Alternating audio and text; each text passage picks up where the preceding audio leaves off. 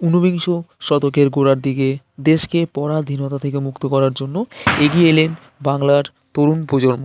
তাদের মধ্যে অগ্নিকিশোর বিপ্লবী ক্ষুদিরাম বসু ছিলেন প্রথম শহীদ, যার সৎসাহস ও ঐকান্তিক প্রবৃত্তি সবাইকে বিস্মিত করত।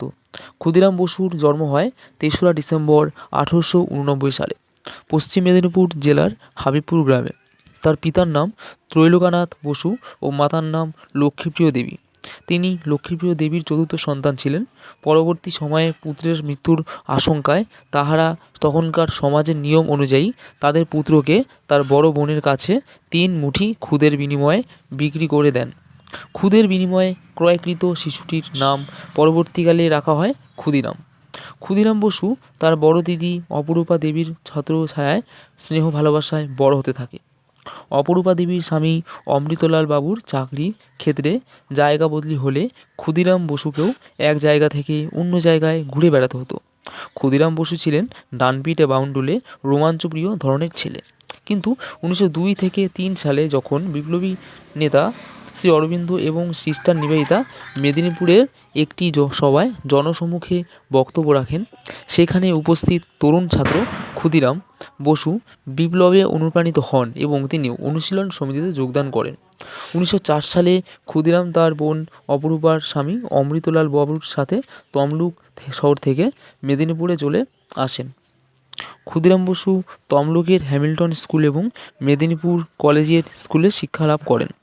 ক্ষুদিরাম বসু ছিলেন একজন প্রাণদরদী ও ভালোবাসার মানুষ। স্বাভাবিকভাবেই মানুষের দুঃখ কষ্ট দেখলে তার প্রাণও কেঁদে উঠত। জনগণের সেবাই ছিল তার কাছে পরম ব্রত।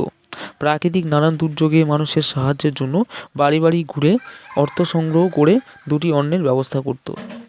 দেশ সেবা ও মাতৃজননী ভারত মায়ের স্বাধীনতার দাবিতে বিপ্লবী সংগঠনে যুক্ত হয়ে জীবন উৎসর্গ করেন তিনি। মেদিনীপুরে আসার পরই তার বিপ্লবী জননীর অভিষেক হয়। তিনি বিপ্লবীদের একটি নবগঠিত আখড়ায় যোগ দেন। 1902 সালে জ্ঞানেন্দ্রনাথ বসু এবং রাজনারায়ণ বসুর প্রভাবে মেদিনীপুরে একটি গুপ্ত বিপ্লবী সংগঠনে গড়ে উঠেছেন। এটি সম্পূর্ণভাবে একটি ব্রিটিশ বিরোধী গণ আন্দোলন।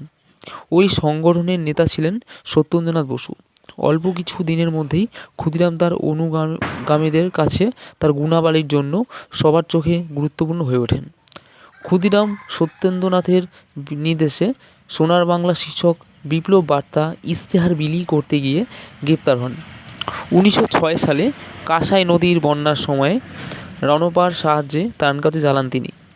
ক্ষুদিরাম বসু তার শিক্ষক সত্যেন্দ্রনাথ বোস এবং নিকট হতে এবং শ্রীমদ্ ভগবদ্গীতা পড়ে ব্রিটিশ বিরুদ্ধে বিপ্লব করতে অনুপ্রাণিত হন। তিনি বিপ্লবী রাজনৈতিক দল যুগান্তরে যোগ দেন। 16 বছর বয়সে ক্ষুদিরাম পুলিশ স্টেশনের কাছে বোমা পুঁতে রাখেন এবং ইংরেজ কর্মকর্তাদের লক্ষ্য করেন। একের পর এক বোমা হামলায় দায়ে 3 বছর পর তাকে আটক করা হয়।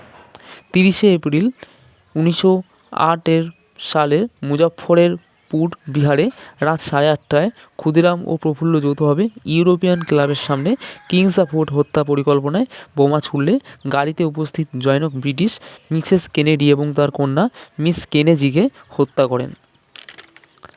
ইউরোপিয়ান ক্লাবের সামনে 3 জনকে হত্যার দায়ে অভিযুক্ত ক্ষুদিরামের বিচার শুরু হয় 21শে মে 1908 সালে, যা আলিপুর বোমা মামলা নামে পরিচিত। বিচারক ছিলেন জনৈক ব্রিটিশ মিস্টার কনডফ এবং 2 জন ভারতীয় লাথুনি প্রসাদ ও জানকী প্রসাদ। বিচারে রায় শোনার পর ক্ষুদিরামের মুখে হাসি দেখা যায়। তার বয়স খুবই কম ছিল। বিচারক কনফর্ট তাকে প্রশ্ন করেন তাকে যে ফাঁসিতে মরতে হবে সেটা সে বুঝতে পারছে কি না। ক্ষুদিরাম আবার মুচকে হাসলে বিচারক আবার প্রশ্নটি তাকে করেন।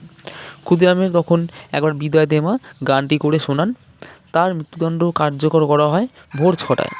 দিনটা ছিল 1908 সালের 11 আগস্ট।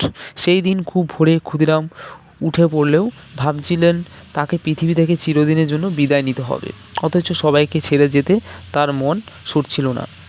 নির্ভীক হৃদয়ে তিনি ফাঁসির জন্য তৈরি হলেন। মনের মধ্যে তিনি যেন একটা শক্তির সন্ধান পেয়েছিলেন। তাই ফাঁসির মঞ্চে দাঁড়িয়েও তিনি ছিলেন নির্ভীক। হাসি মুখে ফাঁসির দড়ি গলায় দিয়ে তিনি মৃত্যুকে বরণ করলেন।